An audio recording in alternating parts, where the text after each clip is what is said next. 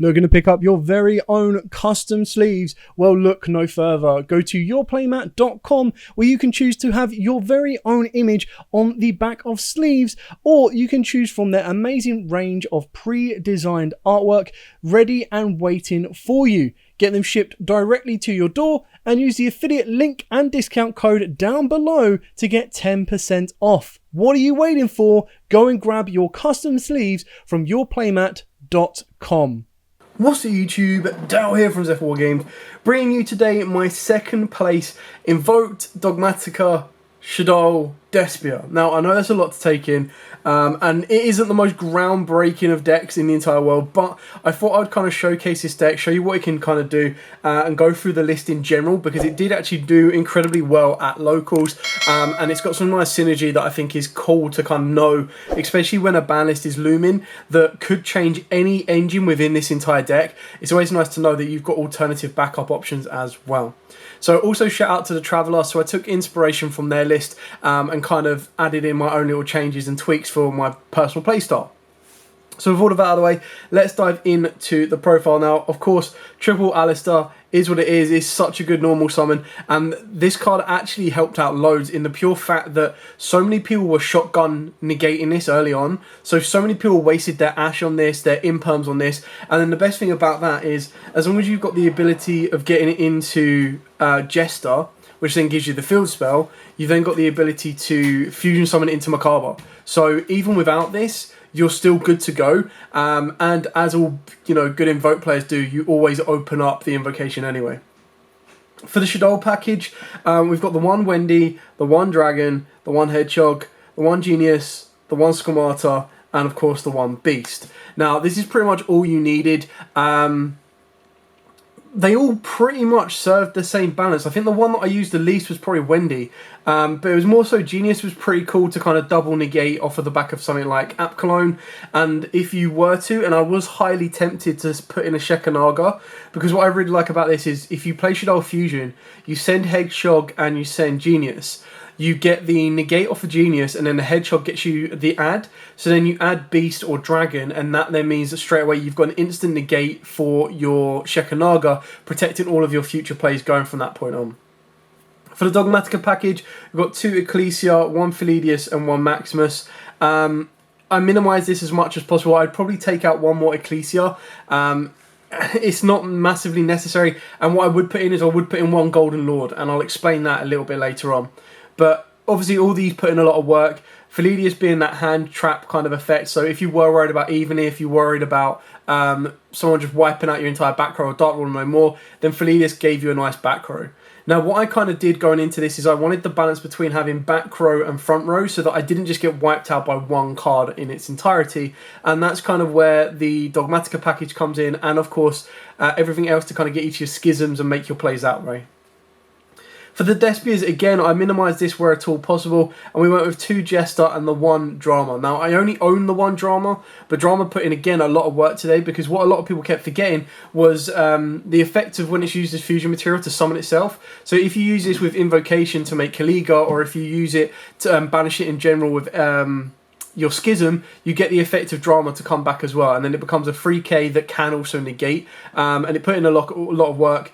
You don't really want to be opening these up. The only times you really want to be summoning them are off of the back of Branded Opening, because the Branded Opening do trigger the Yugioh effects, and I think that's one of the best bits of synergy between the entire deck. The other one that I played was the 1 Irish Sword Soul. So right at the last minute, what I was going to do was play 1 Sword Soul and 1 Golden Lord, but I couldn't get a Golden Lord in time, and I forgot to put the 2nd Sword Soul in here. Now this actually put in a lot of work, because it's light. Obviously, it was constantly being used for Construct and Macabre. But when I did open it up, the amount of times that I was able to summon this down, purely because my opponent was imperming my Alistair, I was able to go, okay, cool, special summon Soul Sword, pop the monster from the extra deck, draw 2, and stuff like that. So 9 out of 10, what you kind of want to do is you want to chain the Sword Soul to an opponent's effect that is going to declare to do one of the others. So I actually outed my opponent Zeus with Irish Soul Sword, because they negated my window, which was fine. I summoned down the Soul Sword, and then my opponent, so obviously my opponent went Break Sword into Downward Magician, and obviously the next step was to go into Zeus. I probably should have dropped Soul Sword before that because I would have got a bit more out of it. But because I dropped it a little bit late, I was still able to pretty much, they went Zeus. I went, okay, cool. Irish Soul Sword to destroy the Zeus, and the Zeus obviously sent. Now, ultimately, all I lost was a Winder, and I had enough cards in resource to come back from that. So it wasn't the end of the world, but it did put in quite a bit of work, and I was quite impressed with it. For the hand traps, Triple Ash Blossom and double Effect Veiler. Again, Effect Veiler was just one of the last minute inclusions. I had 39 cards in the deck. I did kind of want to put in stuff like Droplets, and then right at the last minute, the first card I saw just before the game started was Veiler, so I was like, right, okay, cool, we'll put that straight in there. Worked really well. Never really saw it. The only time that I actually saw it to put a lot of work in was when I normal summoned it to link into a Vert Anaconda. Yeah, I know, not great, but it was what it was. And then the idea was that against the Tri-Brigade matchup, this would put in a lot of work. But I would probably take both of these out, and that's where the Golden Lord would come in. Speaking of the Golden Lord, before we get into the spells, the reason I'd put Golden Lord in here is because you very rarely rely on the field spell, the Despia Theatre, and after that point, rather than trying to just replace your field spell, you can, of course, just use Golden Lord in the grave, and that was kind of what I was aiming to have that for, was the fact that even after I've done all my plays, if I've done Shadow Fusion and I send the Golden Lord instead, I can still use the Golden Lord's graveyard effect to send a spell on my field, which could be the field spell, after it's used all of its capabilities up, add it back to the hand, and then summon itself down, and I've got a very nice beater on the board ready to go from there. It also helps with the Dogmatikas as well, because the Dogmatikas stop you special from the extra deck, whereas as long as you've already committed your fusion summon, or even in the late grinder game, as long as Golden Lord is in the grave, it just gives another monster for your opponent to have to really worry about. So it's definitely a card that I'd be putting in. I don't think you need to put it any more than one, because ideally what you want to be doing is you want to Foolish Burial it. If you do open it up, you will have to sacrifice one of your spells, which again, if you sacrifice one of your spells and traps, which are, of course, a Shadow monster, or sorry, Shadow card, then you get to add it back once you send off of your Shadow monsters as well. Moving on to the spells, of course, you play pretty much 3 ofs, and this is why the deck is so good, is because it plays so many broken spells. So Triple Shadow Fusion, literally, if your opponent has a monster from the extra deck and you go second, this card is Mac, because you can just send 2 cards. And that's where something where possibly Genius into Apkaline works, because it gives you the ability to chain block and negate twice, which is really kind of cool. Plus it sets up your graveyard, and it's all from 1 card, so you still have 5 more cards to play around with. True Nadir Servant, as long as you're resolving this after you've activated all of your extra deck summons, which of course include Shadow Fusion and Invocation, you're good to go. Triple Branded Opening, the reason this is so good, yes, it locks you in a fusion summoning, but once we get to the extra deck, you'll see that we don't actually go into the extra deck for anything else, apart from 2 link monsters which are less relevant and less reliant. But the idea, or the best thing about this, is because it's discard 1 card, then take all in one, either a Despia and add it to your hand or special summon it, you get to trigger off the Shadow effects, which is amazing, because the idea is you'd go, okay, Branded Opening, your opponent needs to go, right, well, do I ash this? And by the point that you've activated this, you've already used your Alistair. So the best thing about that is you would normal summon Alistair, link it off into Artemis, put it into the graveyard, and then everything you're going to be doing from that point on is going to be fusion summoning. And the idea that you would do that to get the Artemis is just to give you a light target rather than a dark target. Plus, like I said, if you've probably opened up the Invocation, you don't mind that anyway. The best thing about this as well, that a lot of people don't realise, is that if a fusion monster would be destroyed by card effect, you can banish it from the graveyard instead. So in the Phantom Knight matchup that I had, they made the Breaksword, they put my Winder under a Fog Blade, which was fine, and then they tried to use Breaksword's effect to destroy the Winder, and then I banished the Branded Opening. And because this was such like a left field play that not a lot of people are used to, like they're so used to going, right, okay, Fog Blade, negate, Breaksword, negate, destroy, I was able to win the game from that because my Winder was still under the Fog Blade, so they couldn't attack it, which is really kind of cool. Double Invocation, this is what it is. I saw this way too many times without even trying to search it, so... and then again, another like brain fart. I could only find 2 meltdowns, and I really wanted to add a Terraform in at the last minute to make this a 42 card deck, but again, completely forgot to do that. But you'd max out on your meltdowns, there's no reason for it to be at 2 at all. Double Talents, I resolved this once. You could probably put in Pot of Extrav if you want to, Pot of Prosperity for a bit of a consistency boost, which would really help out. So if you don't have Talents, that's where you'd go with that. But obviously Talents are due for a reprint from the tins. Finally, 1 Call by the Grave and the 1 Despia Theatre. Now, the 1, again, I got directly from the Traveller, purely for the fact that, and I understood this, is you'd activate the Theatre to do the fusion summon, because it will only let you fuse level 8s or higher, means you couldn't get the Winder, you couldn't get the Apkaline. So you'd only be going out and out aggression for this card. Whereas you'd activate the Meltdown, do all of your effects that you needed to, protect all of your fusion summons, then activate the Theatre for another fusion summon. And then the Theatre does give your opponent something else to worry about, because if a non-fusion fairy monster gets destroyed, you get to bring back a level 8. But it was basically that you got a lot out of today, because these were new cards that not a lot of people were aware of. The last two cards are the one Schism and the one Punishment. I really want to cut the Punishment, to be totally honest with you. You really only want to activate the Punishment when you've got no other option, or when you've already built your board with your extra deck monsters. So it was very difficult. There was not really a time that Punishment came up and I was like, yeah, this is the perfect moment to do it. So ultimately this can be cut as well. It does put in a lot of work when you want it to resolve, but every time I had it, it was always at the time when my opponent even opened up evenly matched and it got blown out, or I was kind of like, right, well, I don't really need to or want to activate this right now. So that's pretty much it for the list. I enjoyed the deck. It was something a little bit different. It was mainly that I didn't want to just go Invoke Dolls, because it is just quite linear, and I wanted to see what the Despia's Spice could add to the deck. And it did give in some very nice kind of alternative angles that a lot of people weren't prepared for, and it helped you get me across the line. For the extra deck, we only played 2 Link monsters, the one Verte and the one Artemis. There was only one time throughout the entire plays that I was like, right, I wish I had something else. There was a time that I wish I had Starving Venom in the extra deck, because I could have used Anaconda. But the idea behind Anaconda is that you're going to be sending Shaddoll Fusion. So it's for those times to give you a Construct, for those times to give you a Winder, and just go from there. We played 2 Despia Quinteris. I summoned it once, and it was purely for the threat of reducing my opponent's attack to 0, so they couldn't beat over my Kaliga. The one of the big Despia never made it. There was probably a couple of times where I could have made it as a boss monster, but I was like, well, why make that when I can make other options? Obviously, the one Tis off of the Punishment, the one Ash Dragon.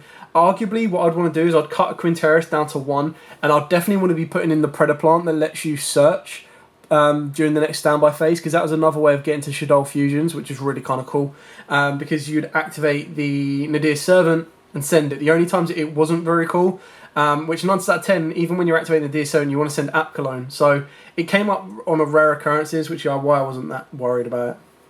And then for the Shaddolls, obviously 1 Construct, 1 App Cologne, 2 Winder. The double Winder puts in a lot of work, actually, and I completely agree with what the Traveller said in this one, is that a lot of people are expecting, when they see this particular build, they go, right, okay, 1 Winder, that's it, get rid of it, done. But then as soon as you're able to go Schism, make a second, it really puts your opponent under a lot of pressure. What made this really kind of cool was the effect of going normal summon Alistar, your opponent would negate it, and you'd go, right, okay, fine, Shaddoll Fusion, use Alistar, put it into the graveyard, activate Invocation, bring out Macabre. A couple of options that came up that would have put that work in. The one Argides, the one Kaliga, and the double Macabre for the Invoked cards. Actually, Kaliga probably put in the most work out of all of these. I never needed to negate with Macabre because it never got to that point. I made Argides once, and this actually won me a game because I was able to banish one of the Shaddoll monsters, give it a crazy amount of attack, and I was off to go. But the Kaliga did amazing work against a Madolche player because I was able to sit on the Kaliga, and it really caused them an issue. And then when you're able to combo Kaliga off with a Winder, there's pretty much no way they play, because then even if they imperm one, they're then stuck to try and out the other one. So it does give them a lot to kind of think about. And keeping in mind as well, if you've got the Alistar in hand, you can dump the Alistar to bump up the attack so that you maintain that as your one kind of effect to activate, basically. And that is it. So again, like I said, this isn't like the most breathtaking profile you'll ever see. It is relatively standard. It is, okay, Alistar normal, let's do your thing. But what this had that I really, really liked was definitely the synergy between the Shaddoll monsters and the branded opening. The fact that that could then trigger the Shaddoll effects was really great, because ultimately what you end up doing is you trigger the Shaddoll effects, you get whatever effect that may be, whether that be a Skomata to Foolish Burial, a Beast for a draw, a Dragon for a back row, or Wendy for a summon. And then off of the back of that, you'd either get to add to your hand or special summon the Jester, which then gives you the field spell. So then straight away, you've got the ability to make your Quinteris, and if you put a light Shaddoll face down, which obviously you don't play the light Shaddoll, but if you put in something like Wendy or anything like that, you've got plays to move from there. So you really need to keep it in mind of what you want to try and do. But the idea would be is that you could go branded opening, for example, branded opening, send Wendy, Wendy set Beast, summon out Jester. Jester gets you the field spell. Activate the field spell, fuse Jester with the face down Beast to then get a draw off of the Beast. that will then give you the ability of whatever that draw could be. That draw could then be an invocation, that draw could be the Dogmatikas. From that point on, the Dogmatika engine can then just run riot, because not only have you got 2 Shadows in the graveyard, but you've got 2 Shadows and a Dark of Jester. So if you're then able to unlock the entire Dogmatika combo, whether that be an Ecclesia or in the Dear Servant, you're able to pretty much get your App Cologne, give you your Schism, send the Schism, whatever you need to do, and your end board then goes to a Quinteris plus a Schism. So even if your opponent, you hold the Schism back until your opponent puts in something that's fretful to it, then you activate the Schism, bring out a Winder, and then if they fret to attack over the Winder, you can use the Quinteris to reduce everything to 0. Having your Winder in defense. So it does give you a lot to keep in mind. Bearing in mind that Quinteris only reduces the attack until the end of the turn, so that you don't really mind. Like, they could instantly, if you put Winder in defense with only 800 defense, they could be like, oh, okay, cool, well, they've clearly messed up here. I'm going to just normal summon any monster to just attack the Winder, and you go, right, cool, Quinteris, reduce it to 0, and then it can't destroy it. And then if they try and destroy it by card effect, you would have the Branded Opening in the graveyard, so you just activate that and protect. So there was a lot of nice little bits of synergy that I really liked. There's a couple of elements that I would like to change. One of them definitely being the Golden Lord. I want to change that up and put him in and see how he kind of operates. But yeah, again, shout out to the Traveller for this one. Very, very good. I enjoyed it. Something a little bit different, and it was nice to kind of go from control to OTK. And that's one of the kind of compliments I got from one of my opponents, was the fact that it was like, oh, it's such a control based deck, and then it switches to OTK purely because it has that, it's got that power in it. It's got that switch of going, okay, one fusion spell unlocks the entire deck, and even if I don't have the fusion spell, I've got multiple ways of getting to it, whether I go through a Shadow monster to get to that fusion spell, an Alistair to get through that fusion spell, or the Jester to get through another fusion spell. And it was just so good the amount of times that my opponent stopped my Alistair with like Ashes or anything, which left my Branded Opening just good to go. Changed the whole complexion of what I needed. Anyway, thank you so much for watching. Remember to like, comment, subscribe, share. Till next time, as absolutely always, if you do have any deck requests, please put them in the comments below. We will do our best between the team to get them out for you.